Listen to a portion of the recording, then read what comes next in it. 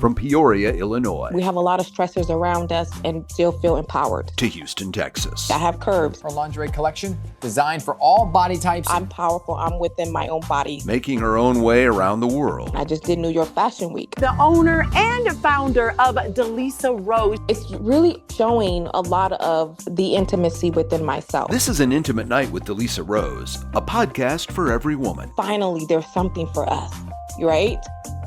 On this episode, Quee is just back from New York, and we want a blow-by-blow of the trip. But Quee, first of all, can you describe your time in the Big Apple in one word? Hi, Bill. Yeah. Oh my gosh, I had such an amazing time. I hadn't been in New York since earlier this year, so we have been planning this trip for several months, and I finally was able to make it. But I had a really good time. I went for two reasons. So I always try to get, all of my things that I need to get done in one trip because New York can be very expensive. So I went originally for the fabric fair. I don't know if you heard about, or are aware of any events around fabric supplier sourcing or anything like that goes on. But it was at the John I'm sort of familiar with it, but let's explain for everyone listening what it exactly is. So this particular show, I actually took two shows. So this one here was the functional fabric fair. What I mean by functional, we have fabrics that are more tailored to some medical fabric. And then you have some that are more for leisure, such as like athletic wear, right? So category specific.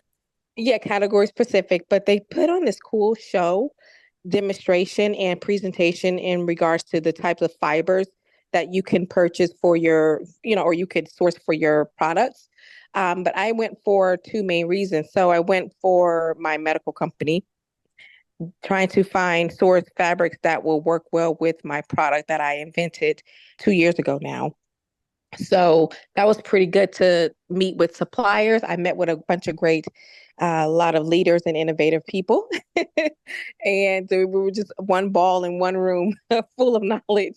And I was going specifically for a fabric that might or might not have been on the market yet. And it looks like some of the stuff that I was intrigued about was some things that I might have to innovate myself on the fabric choices. But the good thing here, Bill, was I met a bunch of suppliers who can do that, who have the capabilities and the tools and the equipment that I can create my own fabric for my product. If anyone could do it, you could. What I'm mostly curious about is whether the medical fabric people know you're in the lingerie business and whether the lingerie people know you're also fabricating things for the medical world. No, I don't know.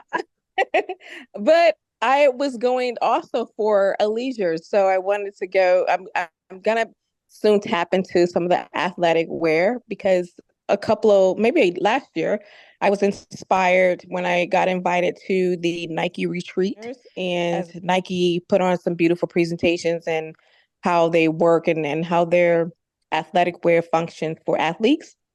So while I was there, I sketched them 4 designs. And post the retreat, I talked to a few of their team members and to seeing who I can submit those designs to. But nonetheless, I worked on, try to improve my craft by working on the technical side of the designs. And I went also to see what fabric choices would work well with my design so that I can submit it to Nike for a potential collaboration. Well, this isn't exactly lingerie, right? Though for Nike, were you designing other kinds of things, more like athletic wear? So it would be innovative. So it would be lingerie tied, not necessarily lingerie, but I would say more materials of lingerie, like some mesh. In my designs that I sketched for them, it does call out for mesh and cotton, and also some other fabric choices like nylon, polyester could probably potentially work. It just depends. But that's why I was there to see what the other second type of fabric that will work well with my design. So it would have some placements. It still gives off an athletic feel to the look, but I'm more or less looking for performance, right? Compression, things that wick away from the body, moisture, stuff like that. Not so much as the design. We can always tweak the design. I'm more looking for, because I believe Nike is really big on performance because these are athletes, right? So my approach to sourcing materials was more or less to wow them with my expertise in engineering and how I source materials from a raw standpoint.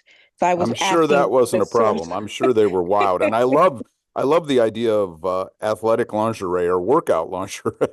Yeah, so and the designs are very cool.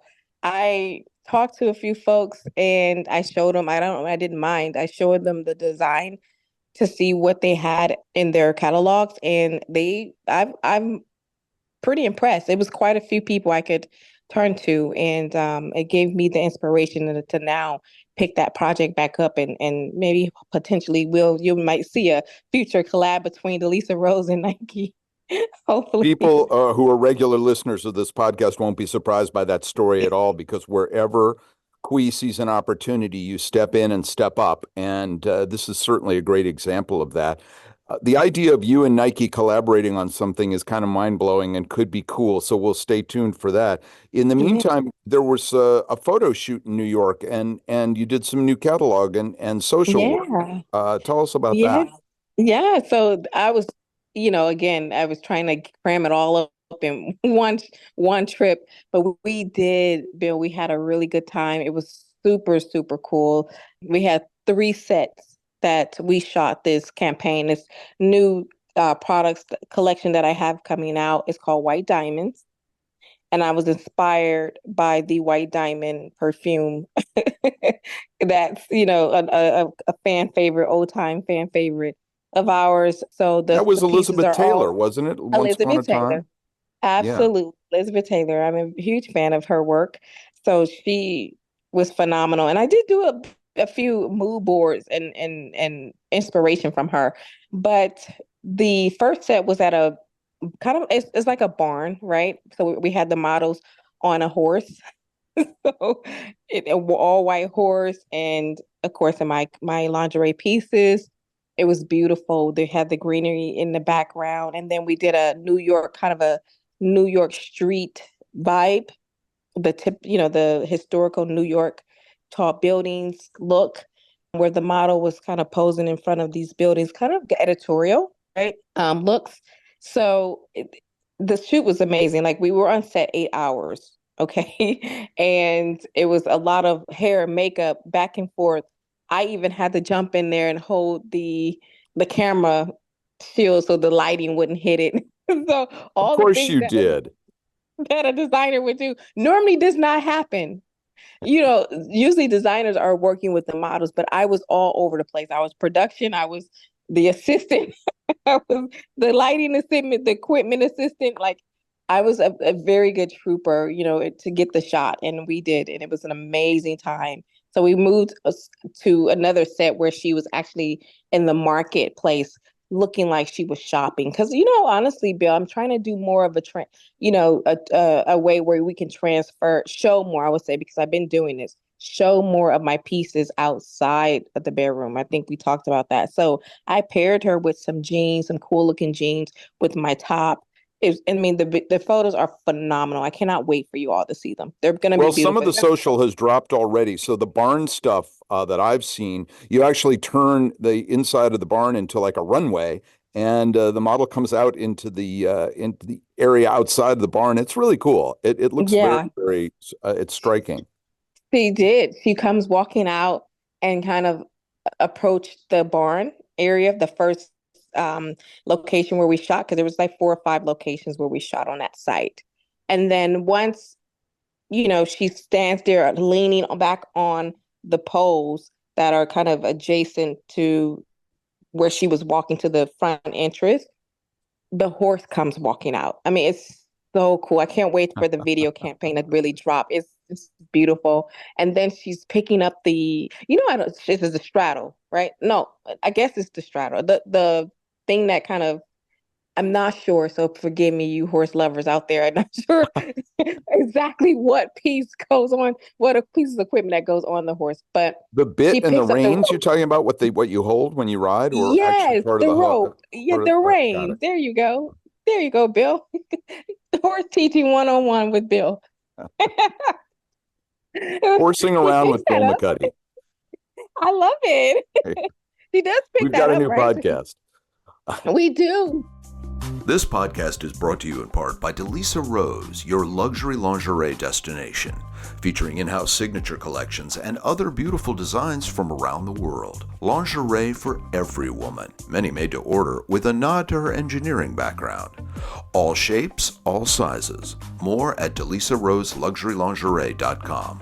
So White Diamonds is the inspiration for a lot of what you did while you were in New York, but also all over the social is your Primrose collection. Tell me about what the original inspiration for that was. Prime Rose was the collection that I launched Delisa Rose with back in 2023. I say that like it's been 4 years. This last year. And I have sort of it's a youthful collection, and it's all about renewal, strength, and patience, and kind of it's a springtime flower that blooms in the springtime. And it's white. It's very, some of the historical data that I found on it was more or less a flower that's geared to like make you feel good, powerful, youthful, when they pick these flowers. So I thought when I originally launched Delisa Rose, wow, my collection could be women who were, going through struggle, who were not feeling their best, and they can look at my line of Prime Rose and say, I can wear that and feel good. It's useful. It's beautiful. And I had a model redo that collection. So you might have saw that, Bill, on the socials from just recent, but we've been already making that. I've made that collection about a handful of times since we launched it, between the Julia bodysuit, the Michelle two-piece set, and then we have the Rose and Renee robes that went along with that collection. But both pieces were named after my late mother. And have the characteristics as being one of the, let's call it a foundation, and no pun intended, line for Delisa Rose, because the strength and all the attributes you're talking about are certainly what you bring to everything you do. Speaking of inspirations, I see we have something coming called the Cher jumpsuit. Tell me about that. I'm a big fan of Cher. I love her music. Her designer was amazing when she was, obviously an artist in the 70s, 60s, and 70s. And I followed a lot of her fashions as I obviously becoming a young adult. And she wore a lot of backouts, a lot of cuts, really low. She's very thin, back then, had a really nice figure. And that's what inspired me, is her shape when she wore some of those similar looking styles back when she was performing. So I just said, you know what, I'm gonna name the jumpsuit after her, Cher. And Well, the we're coming designer out you're with talking about is the iconic Bob Mackie, who also did yes, all the stuff for Carol Burnett, the crazy, Scarlett O'Hara with the curtain rod in the shoulders, and we exactly. we've talked about women in show business that have inspired you over the years, and what the future could hold for you outside of everything you're already doing.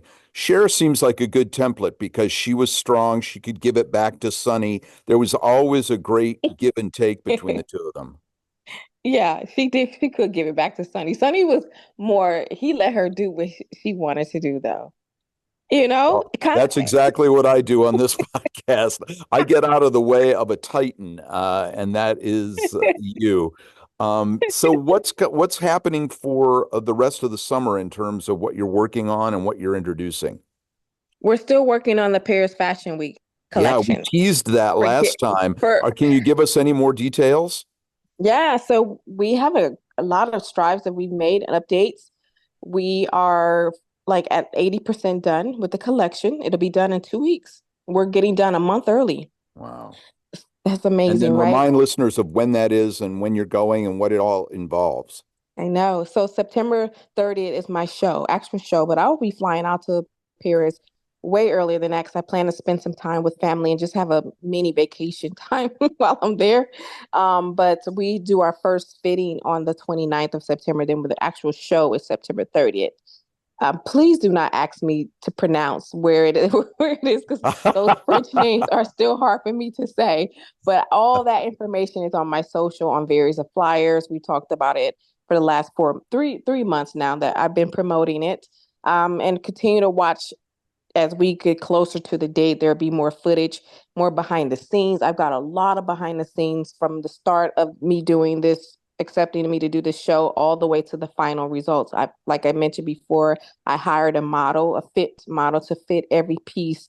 So we have fittings, videos of her getting fitted, so you could actually see the pieces in real time, real life, right? So I didn't want to start showing that behind the scenes yet, because I don't want to spill what my collection will look like. Well, we know we'll see and hear about it first here. This is kind of an all access pass that you've designed in this podcast and also in your social, showing your customers, but also your fans, just what you're doing and what you're up to. So people need to stay listening to this as often as we drop them, because as soon as we know it, they'll know it. And that's kind of cool. It's sort of like the DVD bonus extra, or the the little plus that a lot of manufacturers don't do because they don't have the time and they're not as invested in it as you are. No. And I asked my seamstress, my team, take videos if you're doing it, or let me know whenever I do go and check in. I do get my videos, my content, but they don't have time. They don't. Because Bill, I dropped 18 new designs this year. No, 20. I have 3 more that I hadn't even showed you. I've showed it on my stories a little bit, but I haven't like promoted it or come out with it. I might do a photo shoot around it here soon, but I just don't have the time. And that's just specifically for me, not hiring any models. They're made to my body measurements. So I will be doing the photos. Wow. This time around, I will be the model. So, but yeah, so we have the Summer Vibes collection. That's one you didn't mention. I don't know if you got a chance to see that one. So Summer Vibes collection was the first collection I just launched back in June. And then we have white diamonds, and then we have this new collection with Paris.